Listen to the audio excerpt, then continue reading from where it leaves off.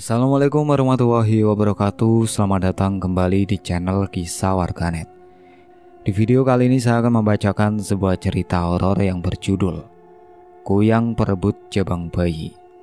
Seperti apa ceritanya? Langsung saja kita masuk ke ceritanya.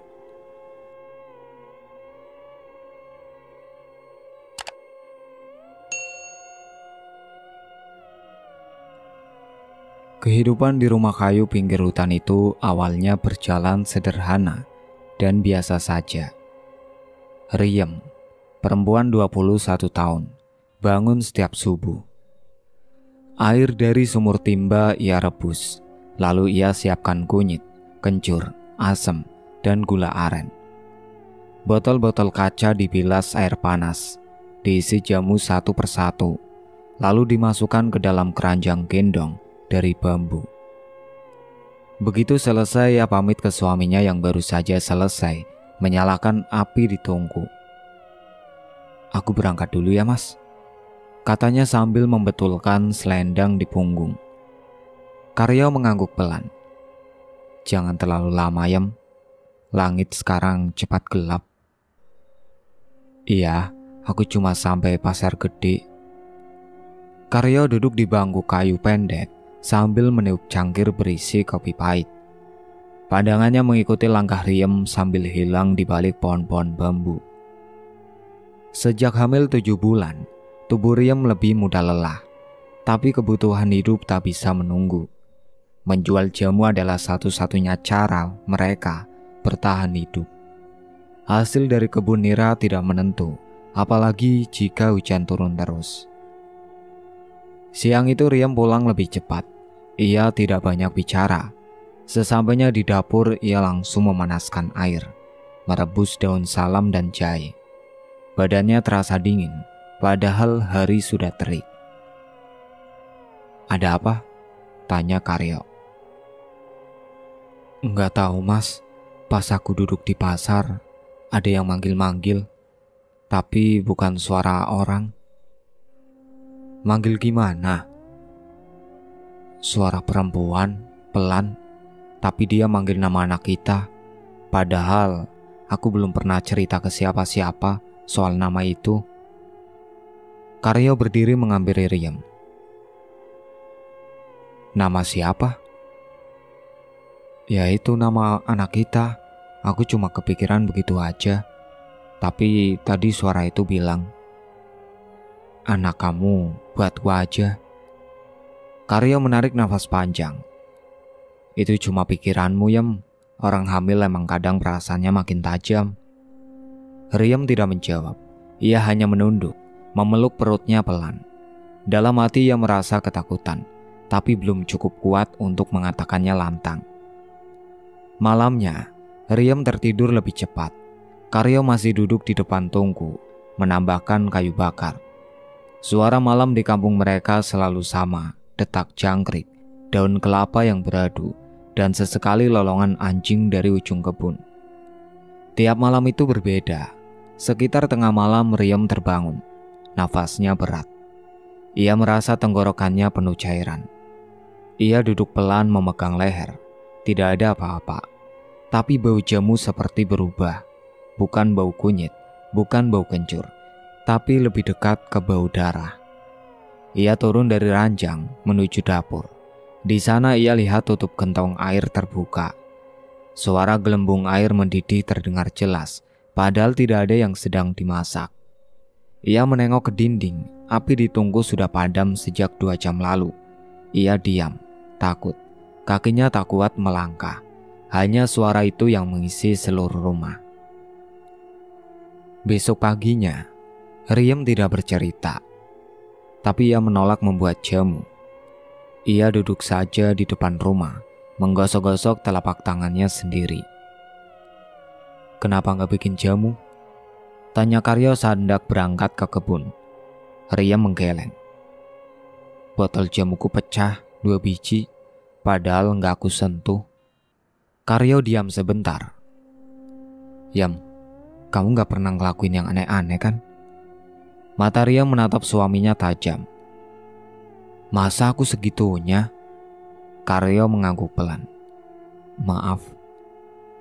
Hari-hari berikutnya berlalu tanpa banyak perubahan, tapi ketakutan kecil seperti tak hilang. Setiap malam Riem tidur dengan tangan memeluk perut. Ia mulai mendengar suara seperti kuku menggores kayu dari bawah lantai. Tapi saat dilihat tak ada apa-apa. Karyo mulai bawa parang ke dalam rumah, diletakkan di bawah bantal. Malam itu Karyo pulang lebih larut.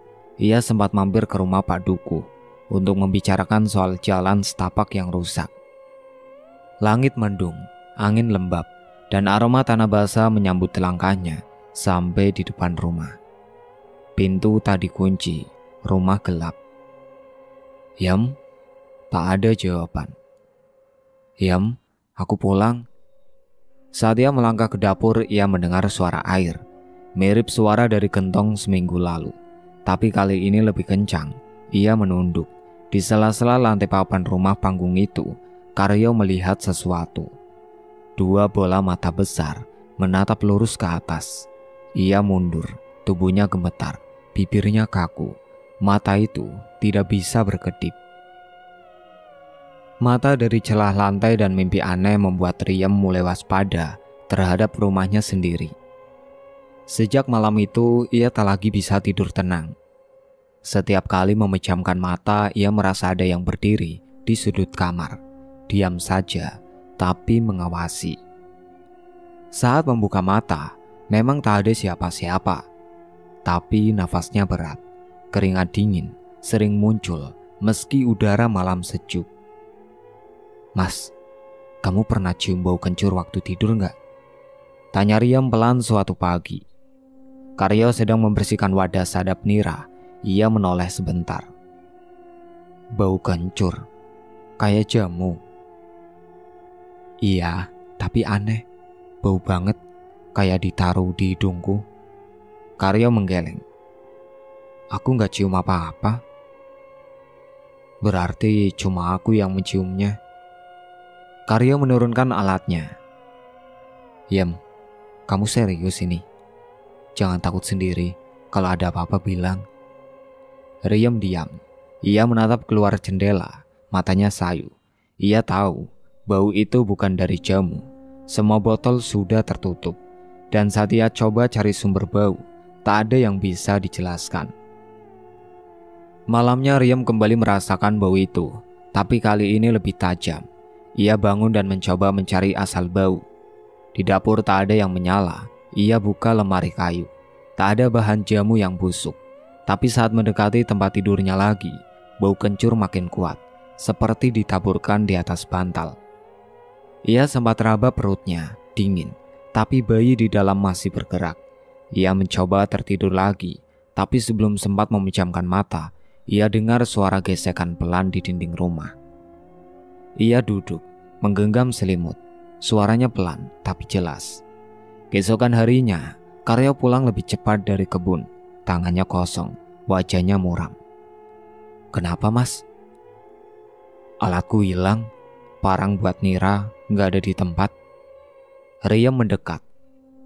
Kamu taruh di mana? Seperti biasa, gantung di batang pohon. Tapi tadi pas balik hilang, aku cari cuma nemu tatakan kayu patah. Terus air niraku juga berubah warna. Riem menegang. Berubah gimana?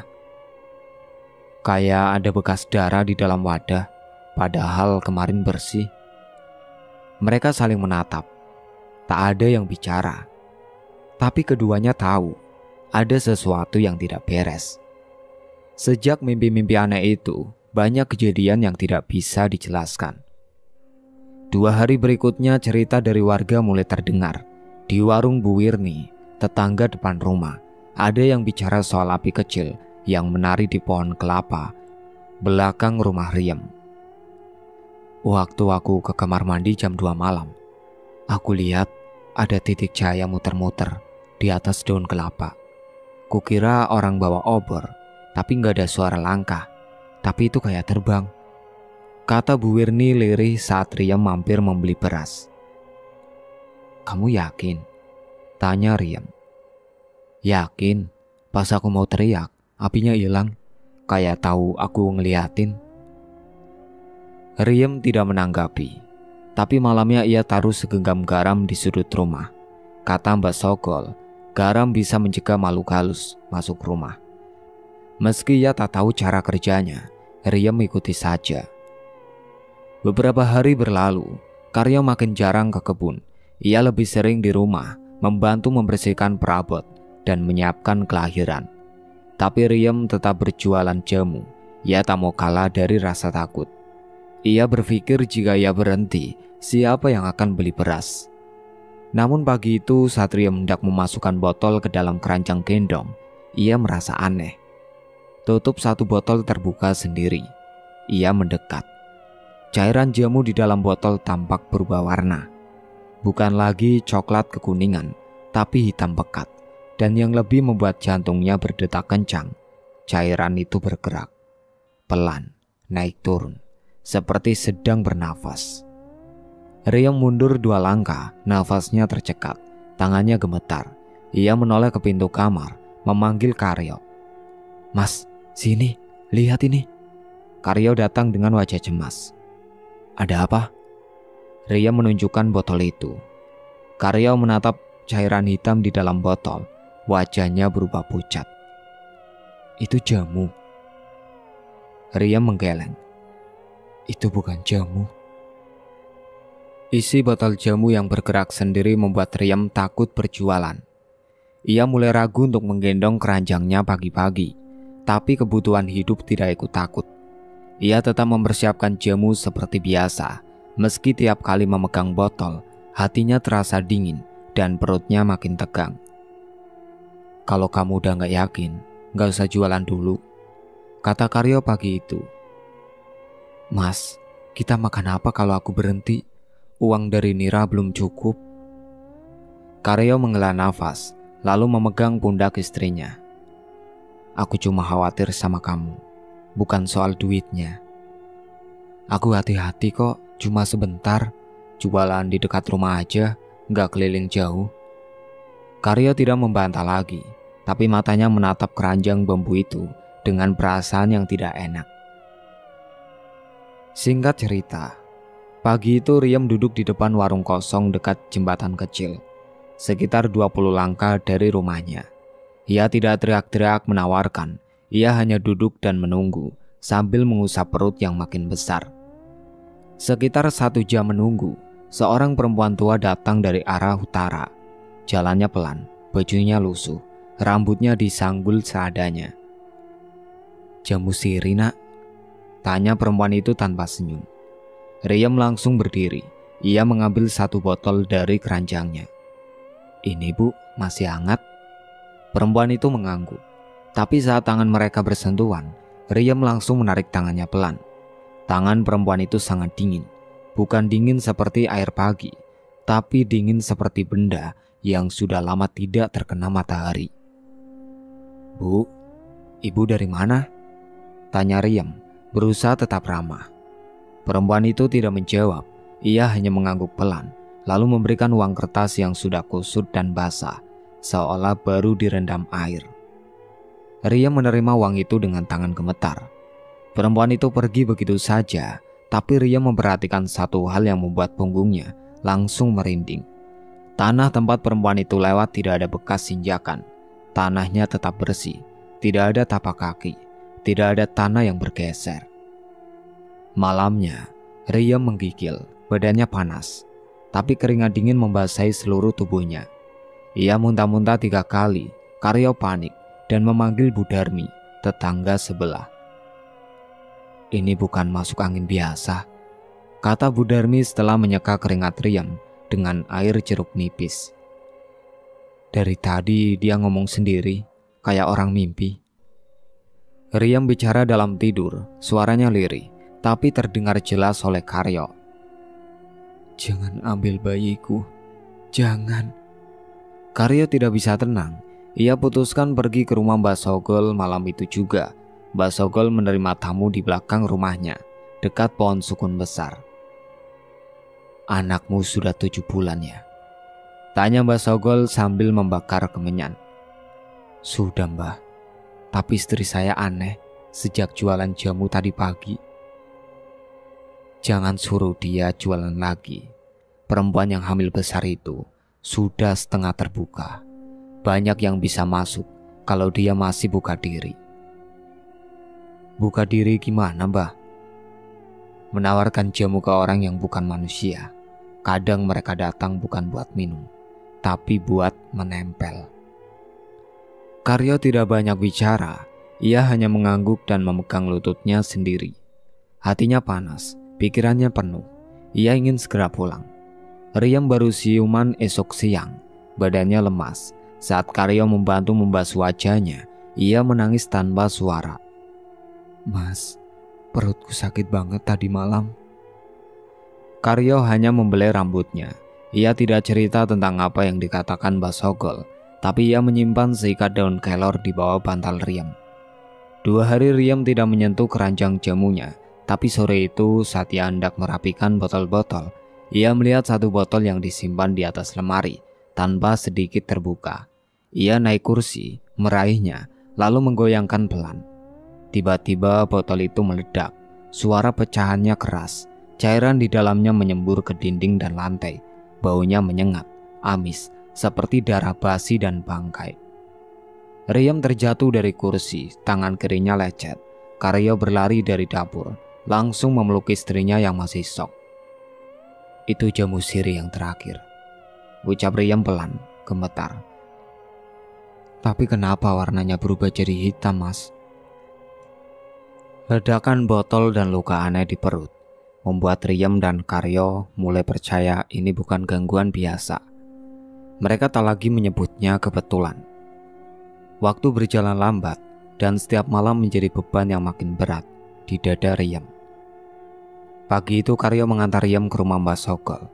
Udara masih lembab, bau tanah belum hilang dari hujan semalam. Mbah Sogol duduk di depan bambu, membaca lembaran daun lontar. Tanpa banyak tanya, ia menyuruh Riyam duduk. Kamu hamil tua, Yam, tapi auramu tipis, kata Mbah Sogol pelan. Apa maksudnya, Mbah? Tanya Riyam. Banyak yang bisa masuk ke tubuhmu, apalagi kalau kamu sering sendirian dan takut. Karyo duduk di sebelah istrinya. Harus gimana, Mbah? Mbah Sogol berdiri dan mengambil selembar kain dari dalam bilik. Kain itu berwarna kecoklatan, lusuh, dengan bau kelapa parut. Ini kain pembungkus degan. Taruh di bawah bantalmu. Dan satu lagi, mulai malam ini, jangan keluar rumah pas matahari mau turun. Jangan menjemur, jangan menyapu halaman, jangan buka pintu. Riyam mengangguk. Iya, Mbah. Kalau kamu langgar, yang nunggu dari balik pohon bisa masuk. Menjelang sore Karyo pamit ke kebun karena nira belum diambil sejak pagi. Ia membawa senter dan sebilah parang kecil. Matahari mulai turun, langit kemerahan. Riyam menatap suaminya dari ambang pintu dengan cemas. Kamu cepat pulang ya, Mas. Karyo mengangguk. Paling lama habis maghrib, aku udah di rumah. Riyam menutup pintu. Ia duduk sendirian, tapi jemuran masih ada yang belum diangkat. Baju Karyo, kain batik, dan selendang bayi masih tergantung di tali. Langit makin gelap, Riyam gelisah. Aku cuma sebentar, gumamnya. Ia keluar, memeluk perutnya sambil membawa keranjang kecil. Angin sore terasa lebih dingin dari biasanya.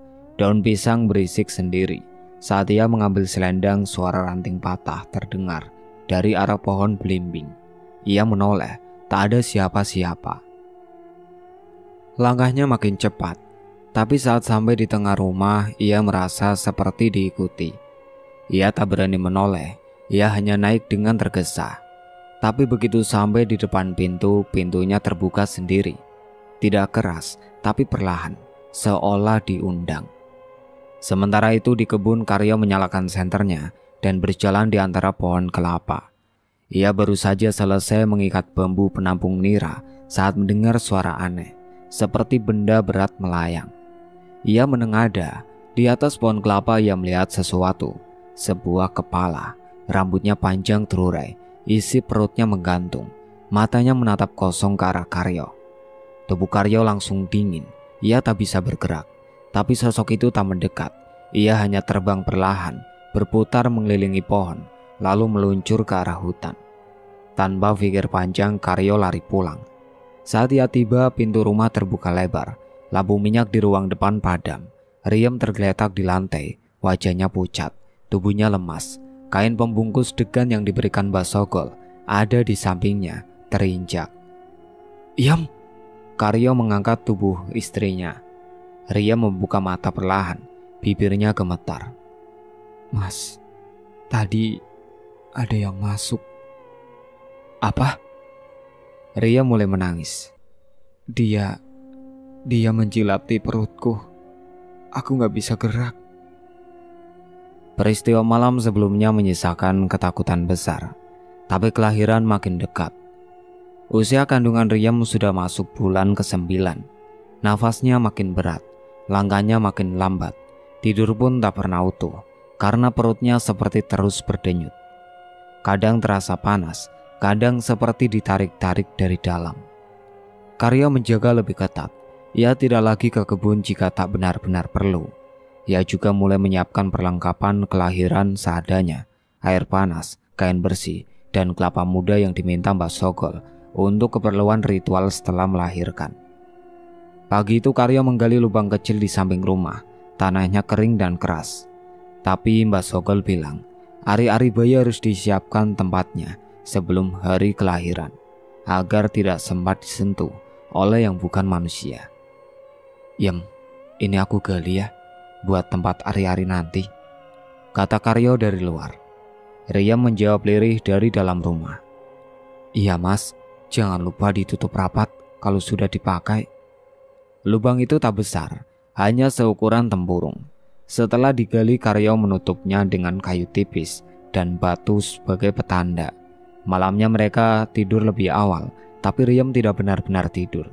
Ia terus terbangun karena perutnya makin terasa aneh, seperti ada tangan kecil yang bergerak pelan, tapi tidak menyerupai gerakan bayi, lebih seperti sesuatu yang mengaduk dari dalam. Pagi harinya saat Karyo hendak mengecek lubang tempat ari-ari, ia terdiam. "Yem," panggilnya. Suaranya pelan, tapi terdengar kaget.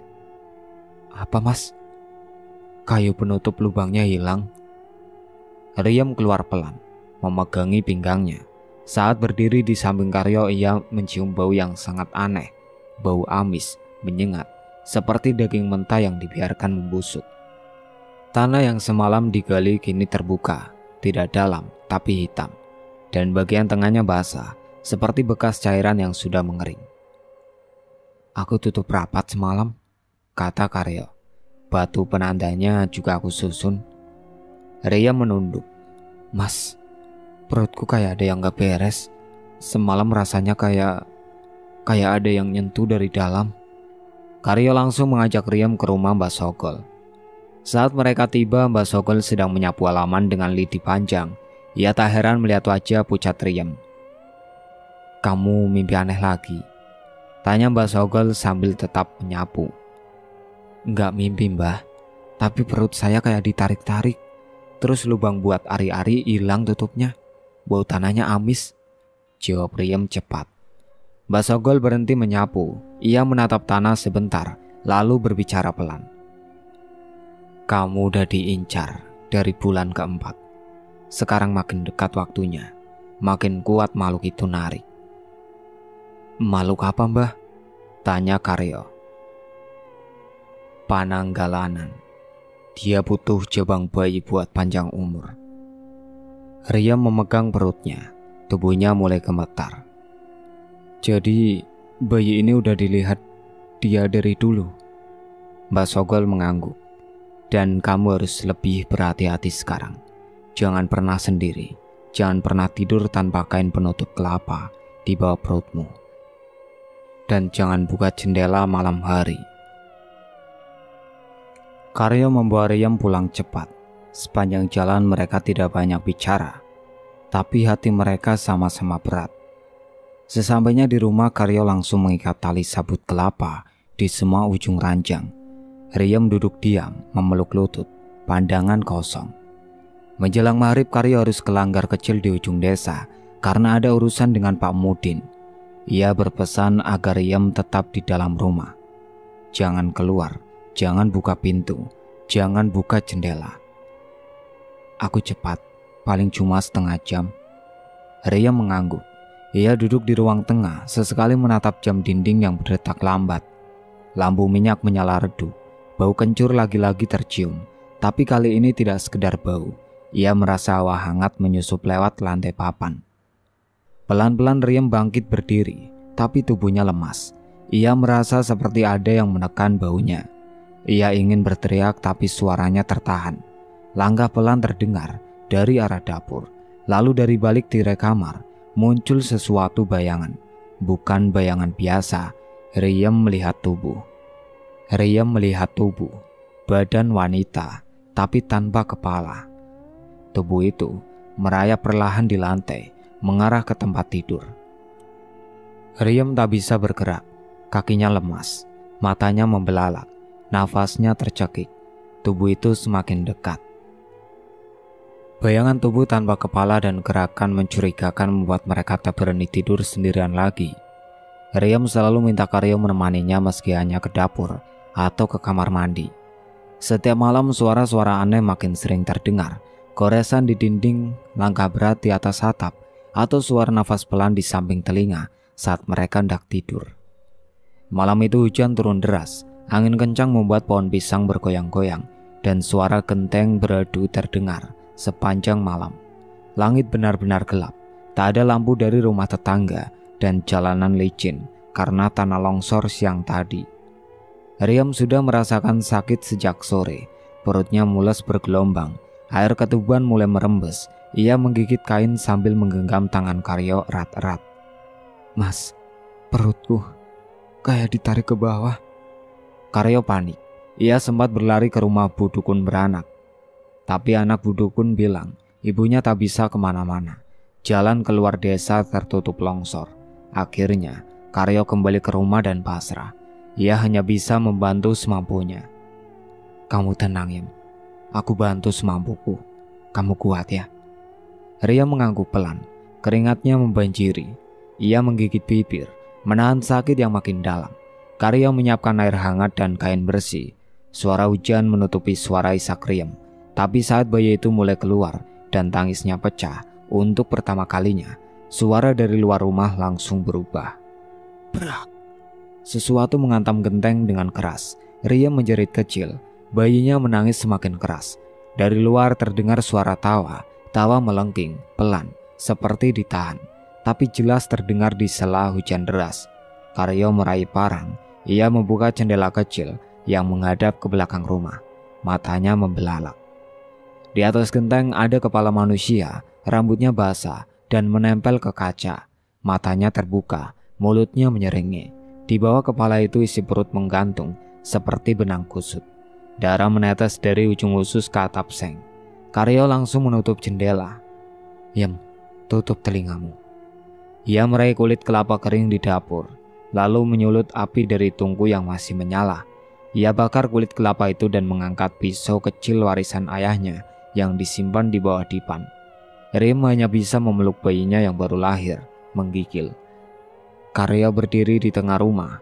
Ia menancapkan pisau ke lantai kayu sambil membaca doa-doa yang dia hafal.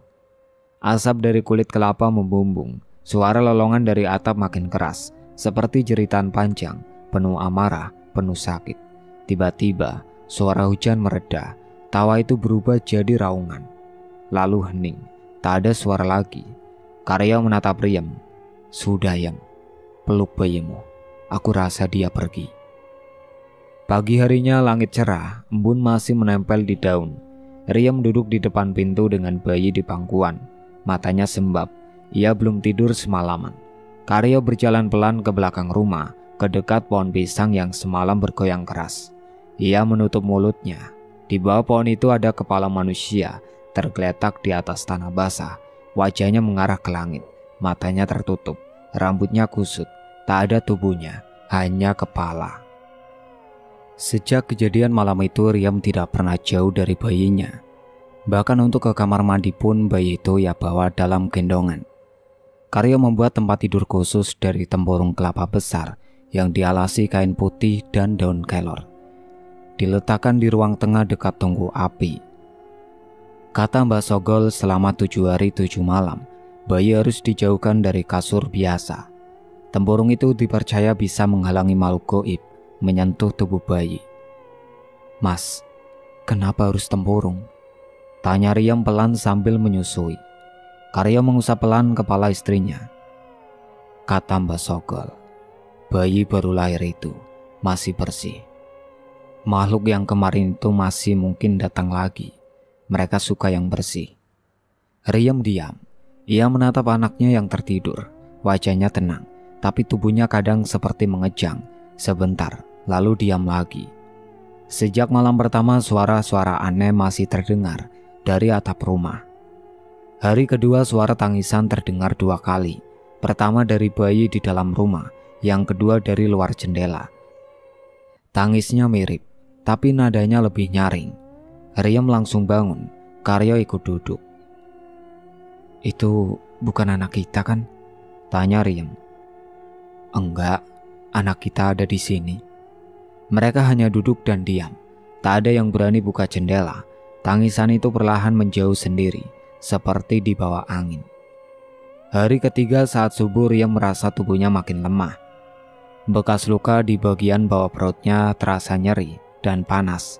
Ia bangun dengan keringat dingin. Saat melihat ke cermin, ia melihat garis merah tipis melintang di perutnya. Mas, lihat ini. Karyo mendekat. Garis merah itu seperti bekas goresan kecil. Tidak dalam, tapi memanjang dari kiri ke kanan. Itu dari mana? Enggak tahu, tapi semalam aku mimpi ada yang nyedot perutku. Karyo langsung menambah sabut kelapa di bawah kolong rumah dan menyalakan api kecil sepanjang malam. Ia juga meletakkan daun kelor di sudut rumah dan menggantung bawang putih di depan pintu. Malam kelima, Wak Mantri yang rumahnya 2 rumah dari mereka datang terburu-buru. Ya Allah, Mas Karyo, tadi malam saya lihat ada cahaya merah dari atap rumahmu. Bukan obor, bukan lampu, tapi kayak api kecil terbang, muter-muter di gentengmu. Karyo terdiam. Kira-kira jam berapa, Wak? Jam 2 lewat dikit. Saya lihat dari jendela dapur. Saya mau manggil tapi takut. Riyam mendengar dari dapur. Ia duduk sambil menggendong bayinya yang mulai rewel. Ia tahu makhluk itu belum benar-benar pergi. Malam ke-7, suara-suara itu makin keras. Tangisan tawa kecil, bahkan suara orang berbisik-bisik dari arah kolong rumah. Riyam tak bisa tidur. Ia hanya memeluk anaknya sambil duduk di dekat tempurung. Karyo duduk di seberangnya, menggenggam parang kecil dan membaca doa pelan. Tepat jam 3 malam, Riyam merasa sesuatu bergerak di belakang punggungnya. Ia menoleh, tidak ada apa-apa. Tapi saat menunduk melihat ke bawah, ia melihat bekas kaki, tapi bukan kaki manusia. Bekasnya lebar dan menempel di tanah basah dekat pintu belakang. Tubuh Riyam langsung gemetar. Ia menggigit bibir, lalu memeluk erat anaknya. Mas, tadi ada yang lewat belakang. Karyo bangkit, tapi saat hendak membuka pintu, kain tirai di ruang tengah bergerak sendiri. Kain itu naik perlahan, seperti diangkat dari bawah. Singkat cerita, pagi itu, Mbak Sogol datang membawa 2 ikat daun kluwi, segenggam garam, dan 1 botol jamu basi. Wajahnya serius, ia tidak banyak bicara. Ia hanya minta semua jendela ditutup dan lampu minyak dinyalakan di 4 sudut rumah. Di malam terakhir, kalau dia masih datang, berarti memang dia belum mau pergi. Tapi kita harus paksa, kata Mbak Sogol sambil menyusun sesajen di atas nampan kecil. Karyo membantu mengikat daun kluwi di 4 tiang rumah. Ria memeluk anaknya, duduk di dekat tempurung kosong yang sejak pagi sudah dibersihkan. Saat malam, suara-suara aneh mulai kembali. Di atap rumah terdengar langkah-langkah pelan. Di luar, suara perempuan menangis terdengar jelas. Mas, tangisan itu balik lagi, bisik Riyam. Tenang Yam, kita bareng-bareng sekarang. Ada Mbak Sogol juga. Mbak Sogol berdiri di tengah rumah. Ia memercikan air jamu basi ke lantai, lalu membaca doa dengan suara tegas. Suaranya menggetarkan rumah. Saat ia menyebut nama-nama yang tak mereka mengerti, api dari lampu minyak tiba-tiba mengecil. Suara dari atap berubah jadi jeritan. Tiba-tiba dari celah langit-langit turun sesuatu. Rambut panjang, kepala, perut terbuka dengan isi yang menggantung. Sosok itu melayang di udara, matanya menatap Riem dan anaknya. Riem berteriak pelan dan memeluk bayinya lebih erat. Karyo maju, membawa pisau dan daun kelor, tapi Mbak Sogol mengangkat tangan. "Jangan, biar aku yang selesaikan." Dengan langkah mantap Mbak Sogol berdiri di bawah sosok itu dan melanjutkan doanya lebih kencang. Sosok Pananggalan itu menjerit, menggeliat, lalu melayang ke atas dan hilang seketika. Udara jadi panas, lalu hening. Tak ada suara apa-apa, hanya nafas mereka yang berat dan tubuh Riem yang lemas, seperti habis berlari jauh. Esok paginya warga geger. Di kebun jagung belakang rumah Wak Mantri, ditemukan jasad seorang perempuan tua, tubuhnya utuh, tapi kepalanya tampak baru saja disambung. Tidak ada luka terbuka, tapi bau anyir menyengat dari jasad itu. Tak ada yang mengenalnya, tapi Riem dan Karyo tahu siapa dia. Pak Bayan dan warga segera menyiapkan liang kubur, tapi saat jasad hendak dimasukkan, tanahnya menolak. Cangkul tak bisa masuk lebih dalam, air tanah menyembur dan keluar busa merah, seperti darah yang lama mengendap. "Ini tanah menolak," kata Mbak Sogol pelan. Akhirnya jenazah dikubur di luar batas desa, dekat sungai yang sepi, dan tidak dilalui siapapun. Tidak ada nisan, tidak ada doa. Sejak malam itu rumah Riem kembali tenang. Tidak ada lagi langkah di atap, tidak ada tawa atau tangisan di malam hari. Bayi mereka tumbuh sehat, matanya bening, tubuhnya kuat. Riem berhenti berjualan jamu. Ia lebih memilih tinggal di rumah, merawat anak, menanam sayur di samping dapur. Ia tidak pernah lagi keluar sendirian saat senja. Tapi setiap malam Jumat Kliwon, Karyo masih punya satu kebiasaan. Ia akan menuangkan segelas jamu pahit, meletakkannya di depan pintu rumah, lalu menutup daun pintu pelan-pelan. Bukan untuk siapa-siapa, tapi untuk sesuatu yang pernah tinggal bersama mereka. Itulah akhir ceritanya. Sekian dari saya. Wassalamualaikum warahmatullahi wabarakatuh.